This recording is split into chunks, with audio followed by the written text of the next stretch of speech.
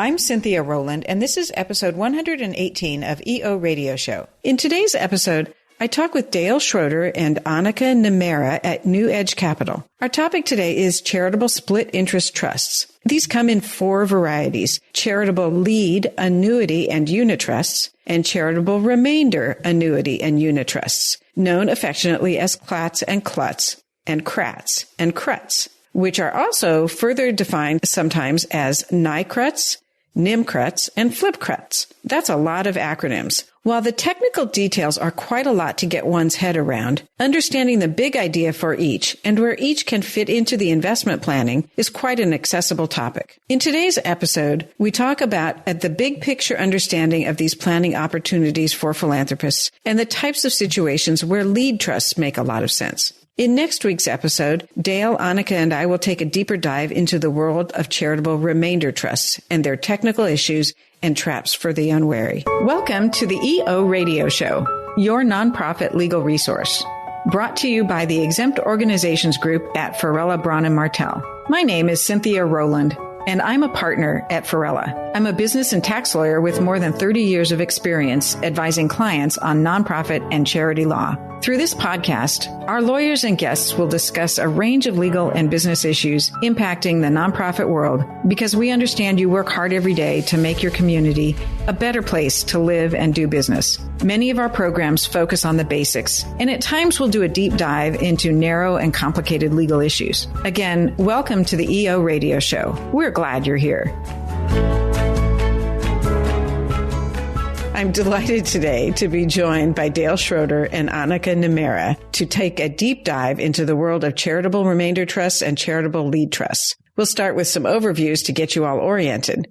Dale is a managing director at NewEdge Wealth, where he advises ultra-high net worth individuals, alternative investment managers, family offices, and institutions with fixed income and equity investment strategies. With nearly 30 years of experience in the capital markets, Dale's expertise lies in the risk-reward analysis as well as retirement, legacy, and philanthropic planning. Before joining NewEdge, he was a managing director and senior financial consultant with Wells Fargo and an equity options specialist on the Pacific Stock Exchange. As a wealth strategist, Anneke helps clients design solutions and strategies, guiding families through the complexities of multi-generational wealth. This work includes addressing all facets of multi-generational wealth, including estate planning, wealth transfer planning, financial planning, philanthropy, tax planning, risk management, and next-generation education, among many other areas.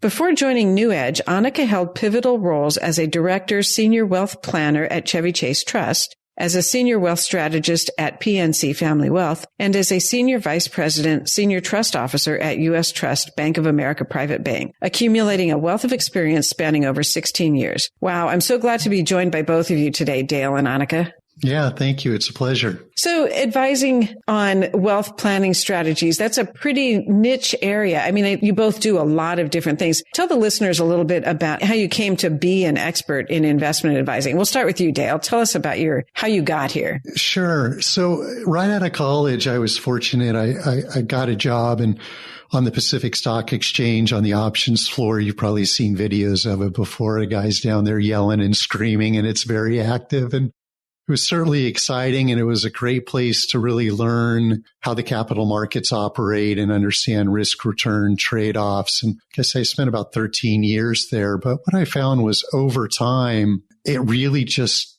started to feel a little bit hollow, to be honest. It was just a black or a red number every single day, and I didn't have any interaction with the investors or ultimately the clients of the fund that I worked for. And so as time went on, I found myself just wanting to be more involved with individuals and helping them achieve their goals. And I found that path through originally Alliance Bernstein in 2006. Mm-hmm. I spent about 3 years there and got a lot of my training on private client advising there. And then, like you said, I spent almost 15 years at Wells Fargo after that. And now NewEdge. So I would say the transition was really just my desire to want to help individual families in managing their wealth and helping them achieve their goals. That's cool. I love working with the individuals also. Yeah. How about you, Anneke? How did you get here? So it's interesting. We had at the law school that I went to, Seton Hall, the dean of the law school was a tax professor as well as the dean. And so he felt very strongly that every law student should take tax, even though it wasn't normally required for law school. So I took federal income tax and I was instantly hooked. And yes, that makes me a big geek, but I found it fascinating, all these esoteric rules and being an expert in something that most people find odd or somewhat intimidating. And that sort of started my journey. I took the tax class, decided I wanted to get my master's in tax law. Thereafter, went there and then started out as a trust officer at Bank of America, spent almost a decade there, and it all kind of followed through. I find estate planning and taxation to be very interesting because it is intellectually stimulating.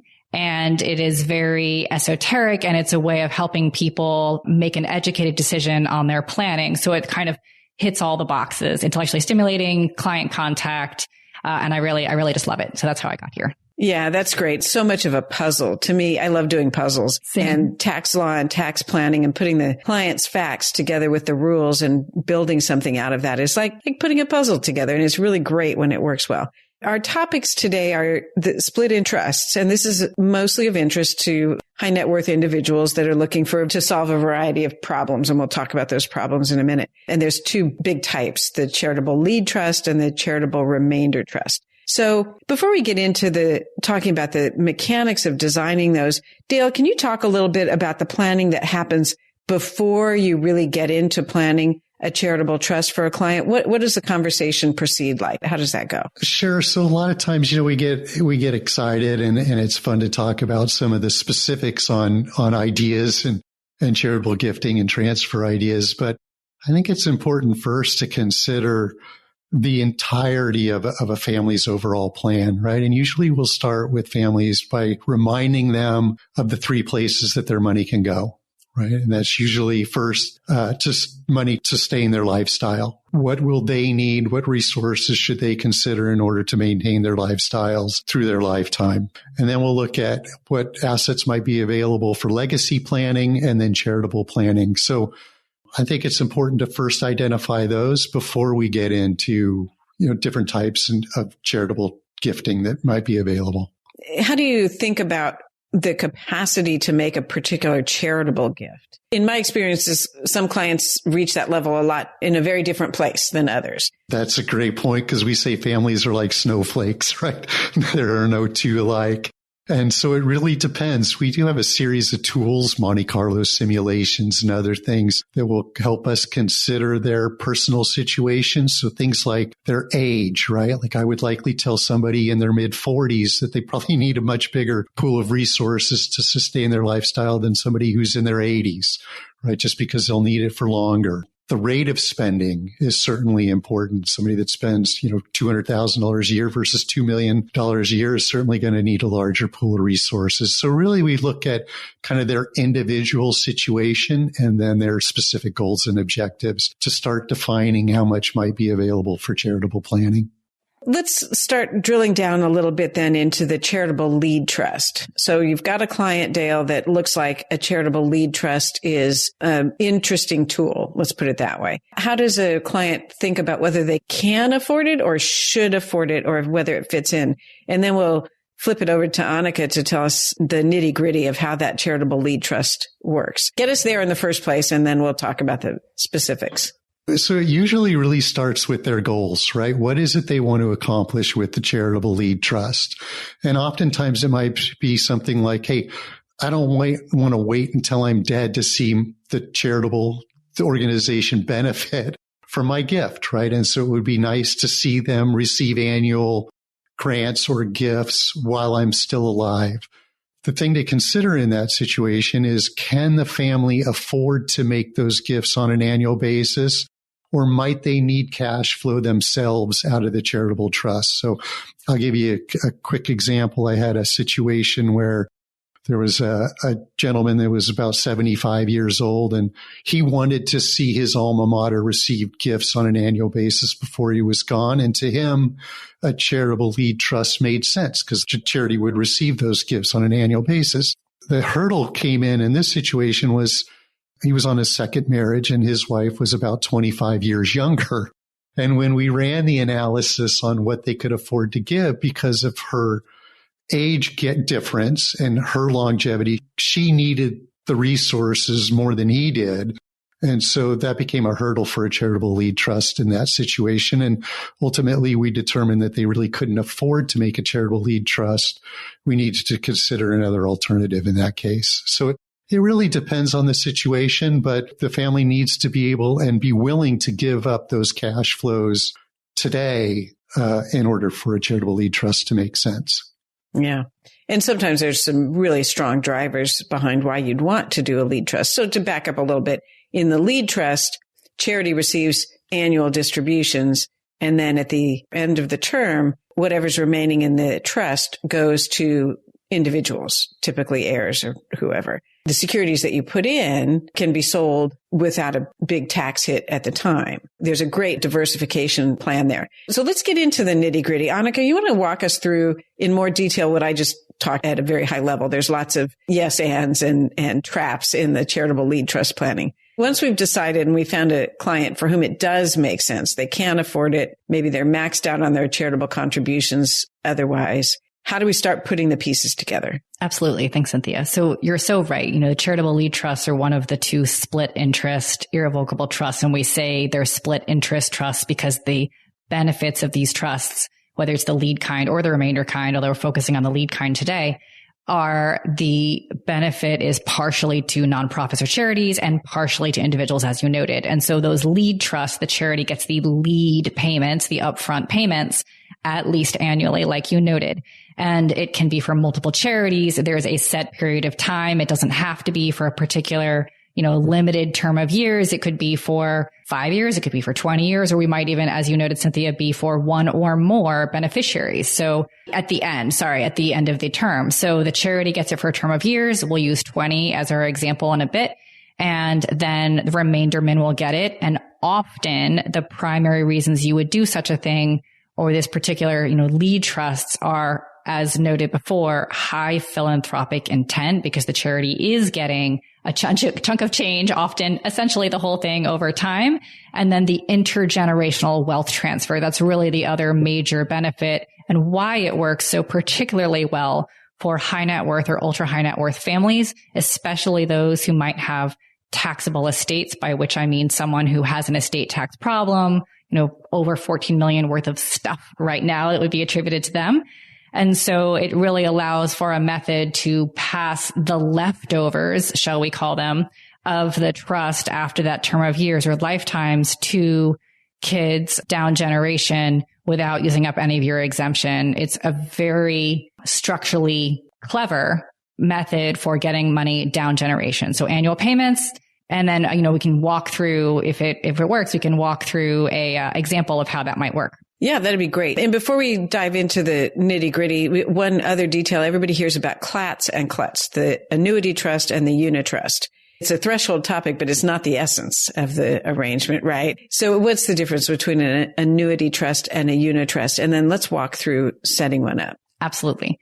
So annuity trust is where, and we do see CLATs more often than we see CLUTs for a few reasons, but just generally speaking, CLUTs are pretty rare, CLATs are pretty common. So the charitable lead annuity trust is where you have a fixed dollar amount being paid out every year, whether you define it as a percentage of an initial starting value or you say 100,000 going out per year, whichever way you slice it, it is a fixed amount going out every year. This allows it to be more easily quantifiable, which also makes it easier if you're trying to, quote, zero it out, which is just a technical term that we lawyers like to use, which is basically saying you can make it look like there won't be any remainder at the end for estate tax and gift tax planning reasons. So the CLAT, the annuity trust, fixed dollar amount going out. The CLUT is the unitrust, and that's where you apply a percentage to the trust value, but that trust value is recalculated every year. So you see, say if the trust starts out at 2 million and then you have a particularly bad market year and now the trust is 1.7 million a year later, you're using that same percentage applied against the new value. So that means that in a unitrust, and this is applicable for remainder trusts as well, when it gets recalculated, it recalculates based on that year's value. And so the payment out per year will change as the value of the trust changes. Which can sometimes be helpful for these very long lead trusts where the market goes up and down and up and down. And if you have, I've had clients that had a particular target dollar amount they want at the end of the term because say they know they have a huge estate tax bill because it's multi-generational planning, but so on. They need a high degree of predictability that there will be money at the end. For many others, the driving question is $2 million I'm putting in. It's stock I want to diversify. I want to sell it. I don't want to recognize a capital gain, but I want to design the time period and the payout rate so that my taxable gift is zero. That's what you meant by zeroed out, right? And so without going into exactly how that actuarially happens, it's a complicated formula, right? And you use a accounting tool that'll put all the pieces together so that you end up with a zero taxable gift. Exactly right. I often use Number Cruncher, which is the accounting tool maybe that you're referring to. I often use Number Cruncher to do that calculation. And you're exactly right. You can provide models to the client of if you put in this dollar amount and we assume this rate of return and this applicable federal rate that you have to use as well, this federally required interest rate on top of that. And then you can show them this is what we think will be the end result. And to your point about the market movement on the unitrust, you're exactly right that the unitrust is, we'll call it safer in a market that might have volatility over time precisely because it adjusts to the market change as well. And sometimes because we do see more CLATs than CLUTs, we'll have escalating payments, which we'll talk about in a bit, on CLATs, which will often defray some of that market problem, we'll call it, if there is a lot of volatility by escalating the payments within the CLAT. So more can stay inside the trust for longer and you have more likelihood of more upside for the beneficiaries in the end. We talk a little bit about the structure and the cash flow thinking. As Dale talked about in his example, many donors who set up a lead trust, they're giving up a portion of their income stream because they're directing it to the charity. How does that thinking go into the lead trust planning for the charity itself? I mean, do you want to set it low? Do you want to set it high? Are there charitable contribution deduction limitations that you need to worry about?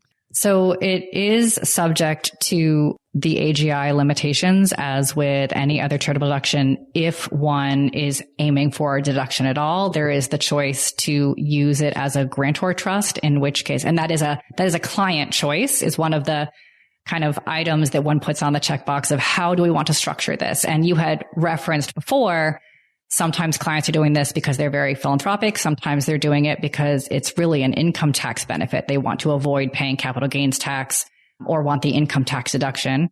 So those come into the factors of, do we pick a grantor or a non-grantor trust?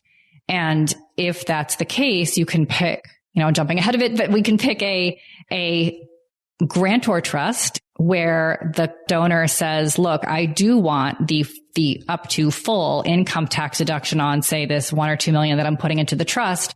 I want the income tax deduction.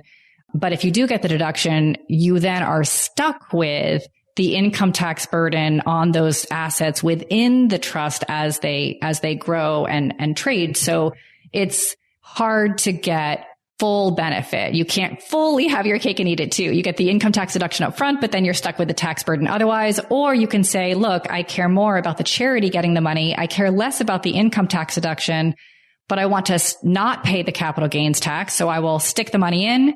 I will make it a non-grantor trust where I don't pay the income tax burden on the trust, but I also don't get the deduction. I put the money in, I place the trades, but because the trust pays its own taxes, I don't have to pay the capital gains tax on that low basis stock, for example. So Cynthia, you made that great point earlier about avoiding huge capital gains taxes as well. And so that becomes a strategic choice with the clients and their estate planning attorney and maybe even their CPA, right? Of how do we choose the right method? I know I worked with one client who was strongly considering a CLAT, and her $1,000 an hour attorney said flat out, you should do a non-grantor trust, because if this asset that you're putting into the CLAT really pops in value, you might get the upfront deduction, but then you're going to pay out the nose down the road as it greatly appreciates over time. And so I thought that was a very interesting and intelligent point to say there might be different circumstances where you pick one or the other.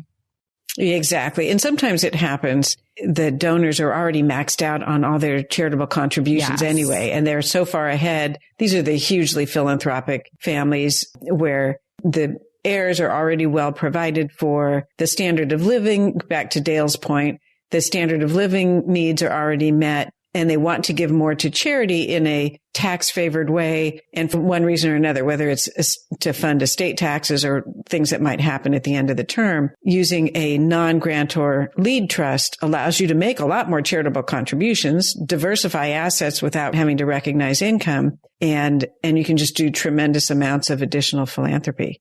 So it could be a really cool tool. Any other unique features that you've used in terms of setting up the payment structure? I think it's called a shark fin, that, fun things that you can do to kind of tweak the outcomes in one way or another. Absolutely. So there is a really interesting method of doing a CLAT called a shark fin CLAT. And what it's based on, before I go into the shark finniness of it, but what it's based on is the idea that you can in a CLAT, just like you can in a GRAT, a grantor retained annuity trust, which is not a split interest trust, but the structure is very similar in many ways. So in a CLAT, you can escalate payments. So instead of, say, having, just for round numbers, a 10-year CLAT, which is $1 million, and you pay, the charity $100,000 a year and plus interest, but round numbers. Instead of doing it quite that way, you can say, okay, every year the payment will be 20% more than the prior year. And what that does is it lets you kind of backload the funding until the end of it so that you have small, very small payments going out initially and then very large payments going out at the end, which lets it grow in that trust longer. It's a win-win, more likely to have a bigger number to the remaindermen. So that concept of escalating, I feel like every CLAT should do that, just like every GRAT should probably do that. And it really can be beneficial. Now, the shark fin CLAT in particular that you noted, the reason we call it a shark fin CLAT is it looks, if you kind of tilt your head and squint a little, it has a very sharp rise up at the end. If you have a graph, a line graph of the payments going out, it's a very sharp uptick at the end. And so it looks a little bit like a shark fin. And so that's why we call it that. And when you have that kind of structure, you might have, for example, that argument is that there isn't technically any limit on how, there's no legal limit. There's nothing in writing anywhere that says you are limited to a 20% acceleration rate. Whereas GRATs, the number is 20%. So sort of by practice and best practice, many attorneys will say, let's not go over 20%. But some say, look, there's not a limit, right? And if we're not restricted, then anything's fair game. And so in the shark fin, you might have, say, a $10,000 payment per year for 19 years. And then suddenly you have $1 million payment or whatever the number is, again, using random numbers, in year 20. And so the reason that can be very advantageous to have that balloon payment, like a balloon mortgage at the very end, is if you're using an asset to fund your CLAT that is largely illiquid, let's say, not only are you trying to get acceleration kind of backloaded, but you're also putting something in where it may not send off a lot of money. And if you don't have the cash, you can't send the cash out to the charity. You put that funding in small little pieces up front, where maybe you fund it with largely an illiquid asset and then a little bit of cash up front. You do the small cash payments. And then, especially if it's illiquid, you only have to get a valuation on that illiquid asset twice. Once in year 1 when you're putting it in, and once in year 20 when you're sending out a big chunk of it again. And it can be very, very helpful when you do have a liquidity problem within your CLAT. Interesting. Yeah, that's a great strategy for the right scenario. Absolutely. Dale, anything else that this conversation has reminded you we should touch on with the listeners as we wrap up a little bit? It has. So I think maybe one of the final things to consider in setting up a charitable lead trust is once the assets are there, what do we do with them? Oh, yeah, good point. And there's still work to be done. There's still work to be done. And Anneke has highlighted that every charitable lead trust can look different, right? They may have flexibility in time spans. The tax consequences of them can be unique.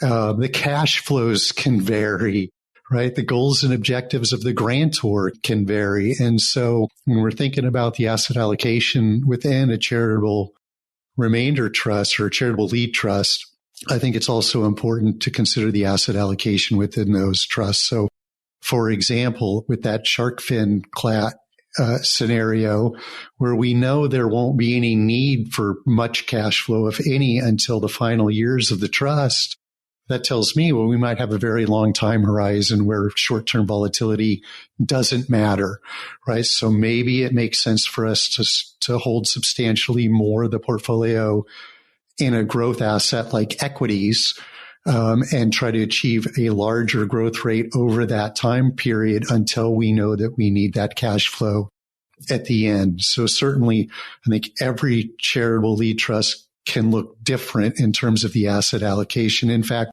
I would say the biggest issue I see when these come across my desk is most of them are allocated exactly like the rest of the estate is, right? You might have a dynasty trust and an IRA and a revocable living trust and a charitable trust. And it's very common to see each of those accounts and each of those trusts allocated in the same exact manner. And in reality, it's probably more efficient if they're thought of in their own specific buckets versus one whole piece for the family. So certainly asset allocation is an important step. Great point. So with that, I think we can wrap up our lead trust conversation, unless either of you has any parting wisdom for the philanthropist that's thinking about it, or the investment advisor that has clients that should be thinking about it. Any last bits of wisdom on lead trust planning? I would just note very quickly that one can use a donor advised fund, for example, as the recipient. So if the family wants to give charitably, but hasn't decided yet where they want to give, they can have the lead payments go to their own family's donor advised fund and then proceed from there. And otherwise, I think we've covered a ton today and it's been great. Yeah. And that reminds me, I did have a lead trust once where the trustee, who is unrelated to the donor or was not conflicted out of the role, the trustee himself made the charitable decisions each year for which charitable recipients received the grants. So yeah, it can be one set named grantee. It can be a donor advised fund. So you have choices, or you can leave it to the trustee to choose from within whatever defined universe you want. That's very true. So it's a really neat tool for the philanthropist, I think. I agree. It's really neat. And I wish more people knew about it and used it because it really has a lot of flexibility and opportunity here. Well said. Well, thank you both. I really appreciate you being here. Our pleasure. Thank you. So that's all for this episode. Be sure to check out the show notes for links to more resources and for organized playlists on this and other related charitable planning topics. You can find those at the Farella YouTube channel, which has all of our charity resources along with other interesting podcasts and episodes. I'm Cynthia Rowland, and you've been listening to EO Radio Show, your nonprofit legal resource brought to you by the Exempt Organizations Group at Farella, Braun and Martel. If you have suggestions for topics you would like for us to discuss, please email us at eoradioshow@fbm.com. That's eoradioshow@fbm.com. Thank you for joining us. Until next time, make a difference.